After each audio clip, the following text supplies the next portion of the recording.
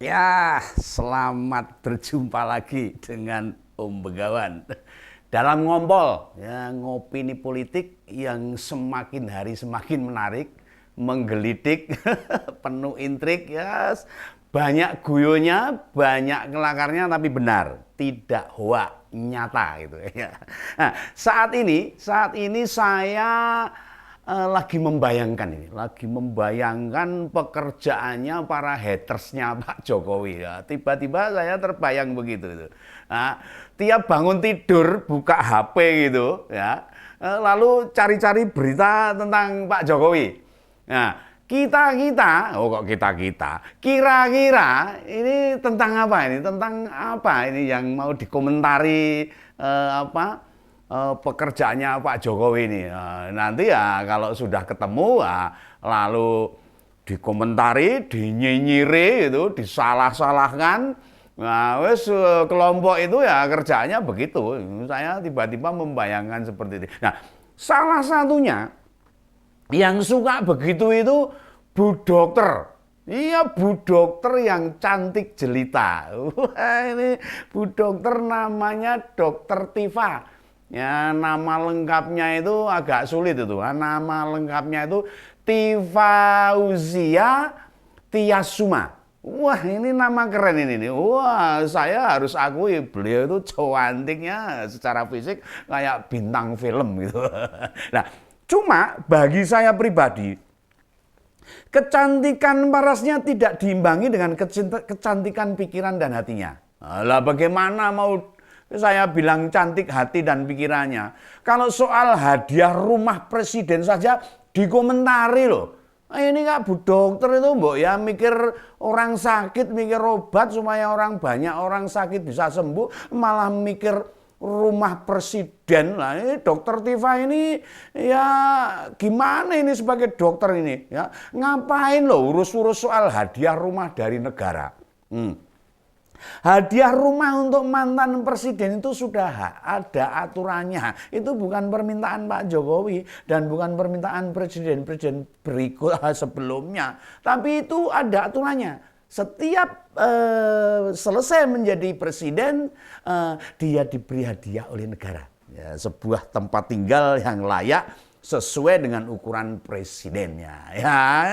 Ya, bukan tidak boleh dokter mengomentari hal itu, ya boleh-boleh saja, sah dan boleh.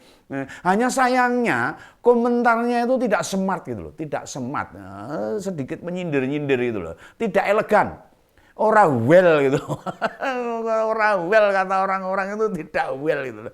Dengan gelar PhD ya, PhD gitu. PhD itu PhD gitu loh kalau orang bilang itu. Idealnya komentarnya itu harusnya berkelas. Berkelas lah, jenjang kelasnya seorang dokter itu ya harusnya berkelas komentarnya. Lah ini malah tidak menunjukkan kualitas pendidikannya. Saya malah kasihan bener sama jenengan itu, Bu Dokter. Juga kasihan sama anak-anak serta suami ibu loh. Kadang melihat komentar ibu kan jadi malu itu loh. Kalau ada teman atau rekan kerja mereka bertanya tentang pernyataan Bu Dokter lah, nah mereka akan jawab apa coba? Kan malah repot kalau ditanya gitu loh. Nah, wes toh. Bicara atau bahas tentang bidang Anda sajalah. Lah, mau tahu apa yang dibilang Bu Dokter Tifa? Nah, para pemirsa mau tahu soal hadiah rumah untuk Pak Jokowi. Ayo, sini, ngumpul di sini, kita ngompol-ngompol bareng, bukan ngompol yang itu loh, bukan pipis loh, tapi ngopini politik bersama saya Begawan sebentar lagi.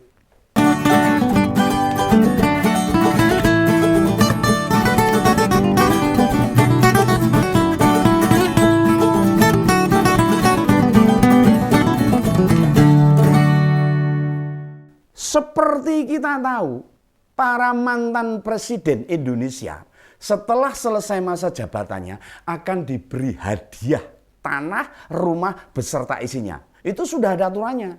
Oh, bukan permintaan para presiden itu sudah ada aturannya. Dan jadi bukan hanya Pak Jokowi yang terima itu. Sejak zaman Gus Dur sudah begitu. Sudah ada aturan seperti itu. Dan keputusan pemerintah itu sudah lama berlaku. Bedanya Bu Mega dan Pak SBY minta hadiah rumah di Jakarta. Ya, nah, Gus Dur minta ganti uang cash karena untuk membangun pesantrennya. Nah, sementara Pak Jokowi pada periode pertama sudah ditawari sebetulnya. Sudah ditawari, periode pertama sudah ditawari dan ditolak. Nggak mau dia, nggak mau. Mungkin di periode kedua ini Pak Jokowi memiliki pertimbangan lain. Wah ya saya mau istirahat, saya pertimbang-timbangkan gitu loh. Nah, dan hadiah itu diterima dengan menunjuk lokasi di Kecamatan Colomadu, itu di Kabupaten Karanganyar kalau salah ya, sebagai lokasi rumah hadiah dari negara. Nah, tapi sayangnya pemberitaan ini dinyinyiri oleh Dokter Tifa tadi. Nah, komentarnya begini, dalam medsosnya itu begini, pakai bahasa Jawa itu loh. Nyuwun sewu, pangapunten Pak Jokowi. Mboten lenggah wonten ing IKN kemawon to Pak. Mangkenipun wetawis 2024 rikala Bapak lengser, lak sampun dados kutha metaverse. Wonten kereta mabur lho. Wah, endah, ugi modern sangat lho Pak Jokowi. Waduh, ini gimana ini kalau saya terjemahkan dalam bahasa Indonesia begini. Maaf Pak Jokowi, kok tidak pindah ke IKN saja loh Pak? Nanti waktu 2024 kalau Bapak sudah lengser, udah jadi kota metaverse loh. Wah, ada kereta terbangnya. Wah, bagus dan modern banget loh. Lah kok malah panjenengan milih di Colomadu toh Pak? Lah ini komentarnya itu loh, ditulis oleh Dokter Tifa di akun Twitternya itu. Nah, coba bayangkan. Bayangan dengan hati yang jernih. Hati di sini deh, bukan di sini, di sini. Apa maksudnya? Dia bilang begitu itu tentu ada banyak alasannya. Kenapa Pak Jokowi tidak memilih lokasi di IKN? Ya bisa saja supaya tidak membebani presiden-presiden setelah Pak Jokowi. Atau beliau bilang mau kembali mengurus perusahaan mebelnya di Solo. Bisa juga biar dekat dengan cucu-cucunya. Ya, jadi itu alasan-alasan yang masuk akal bagi Pak Jokowi. Ya toh, kan Mas Gibran dan Mas Kaisang ada di Solo. Atau Solo juga merupakan kota kelahirannya Pak Jokowi. Dia lebih baik pulang kampung gitu. Itu pertimbangan yang sangat logis bagi Pak Jokowi untuk memilih Kecamatan Colomadu di Kabupaten Karanganyar sana. Dekat dengan Solo. Dan masih banyak alasan yang lain. Yang jelas Bu Dokter Tifa, dimanapun lokasi yang dipilih oleh Pak Jokowi, itu hak beliau. Hak beliau sebagai mantan presiden yang sudah berbuat banyak bagi negara, itu hak beliau. Anda silakan mengomentari, tidak apa-apa. Jika dilihat latar belakang pendidikannya, kita harus angkat jempol buat Ibu Tifa ini, Bu Dokter ini. Bayangkan nih, Bu Dokter ini lulusan kedokteran UGM. Serta mendapat gelar PhD gitu aja lah kalau biar gampang diucapkan itu untuk Melover epidemiologi dari UI, ya no? Wah, jabatannya juga tidak tanggung-tanggung loh. Wah, tidak tanggung-tanggung, menjadi eksekutif direktur di Center for Clinical Epidemiology di Jakarta. Wah, kurang keren apa ini Bu Dokter Tifa ini? Oh, bagaimana coba? Pasti dia secara intelektualnya udah tinggi. Harusnya komentar-komentarnya harus sesuai dengan intelektualnya. Harusnya. Sungguh kita masih bingung. Wah, pasti bingung itu. Apa maksud dari Twitternya itu? Siapa yang mengharuskan mantan presiden sekarang ini harus memilih lokasi di IKN? Oh, maaf loh Bu Dokter, maaf loh ini. Substansinya apa Pak Jokowi pindah ke sana? Nah, coba jelaskan. Coba jelaskan, kalau jenengan bisa menjelaskan secara substansial. Kalau Anda bicara tentang kesehatan, jelas kita tidak boleh membantahnya. Apalagi saya yang memang buta sama sekali soal ilmu kesehatan. Nah, mudenge ya ngomong nek masuk angin terus kerokan itu loh. Ya saya tidak tahu landasan diagnosanya apa. Cuma saya meyakini kalau kerokan itu menyembuhkan masuk angin. Ya, sederhana saja itu. Alasannya sederhana. Nah, kata Mas Gibran, bapaknya mau pindah kemanapun ya bakal dinyinyirin. Mau pindah ke Jakarta mau pindah ke Bandung, bahwa mesti dinyinyirin. Apalagi pindah ke Colomadu dekat Solo, ya dinyinyirin. Ya, saya setuju.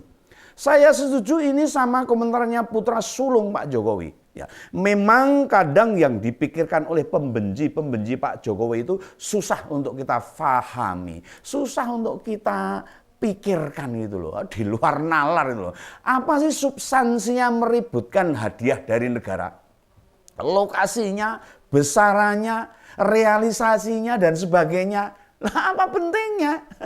Kita mendebatkan hal ini itu apa pentingnya itu? Itu sudah ada aturannya, sudah ada proses-prosesnya yang diputuskan oleh pemerintah. Nah, soal jumlahnya yang kabarnya itu mencapai sekitar 20 miliar. Oh, 20 miliar tuh. Ingat loh.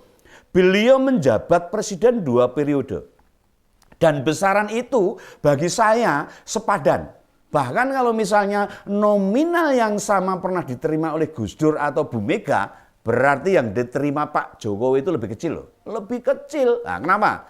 Karena ketika Gus Dur atau Bu Mega menerima, nilai uang saat itu lebih besar dibanding sekarang. Oh iya, bayangkan ibaratnya zaman Gus Dur dan Bu Mega itu uang Rp1.000 bisa dapat kerupuk standar 10 biji itu.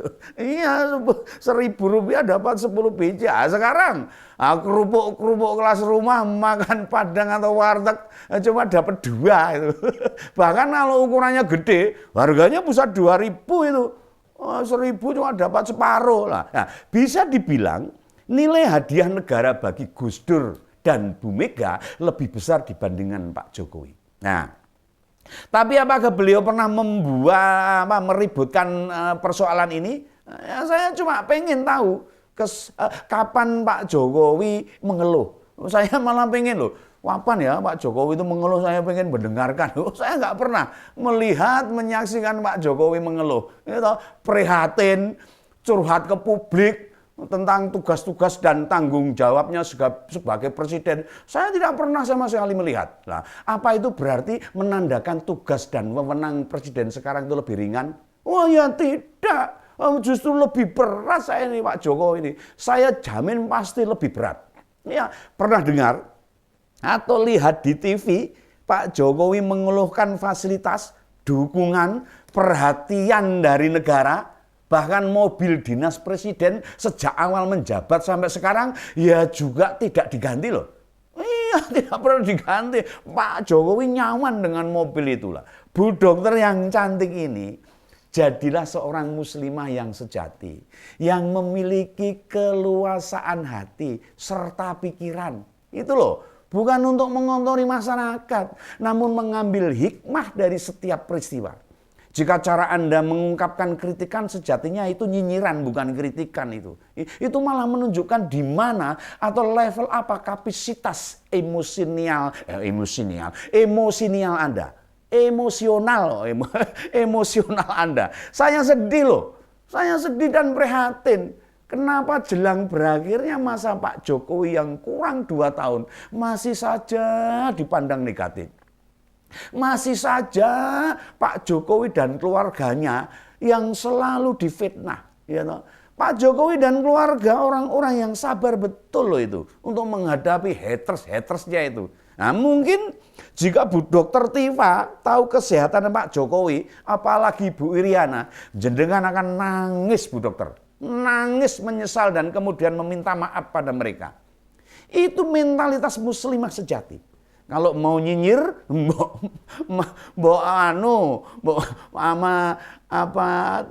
pakai kerudungnya sekalian gitu loh. Beneran, serius ini saya ini. Tunjukkan ke Anda muslimah yang lapang dada, mampu mengambil ibroh atau pembelajaran dari setiap kejadian. Hikmah dari sebuah peristiwa itu membuat kepribadian kita semakin matang. Jadi jangan asal mengkritik yang nadanya nada nyinyir, nadanya nada menyindir begitu. Jangan seperti itulah Bu Dokter. Semoga ada teman Dokter Tifa yang menonton program Ngompol ini, ya. Tolong di-share kepada beliau nggih. Seorang muslim yang baik adalah muslim yang menjalankan ajaran-ajaran kehidupan yang sesuai dengan ajaran-ajaran Al-Quran maupun hadis. Ya itulah, ya wes lah, wah wes malah ceramah nanti malah saya dikira Pak Ustadz malah repot saya nih. Gitu aja ya, sampai berjumpa lagi dalam ngopini politik berikutnya. Salam begawan.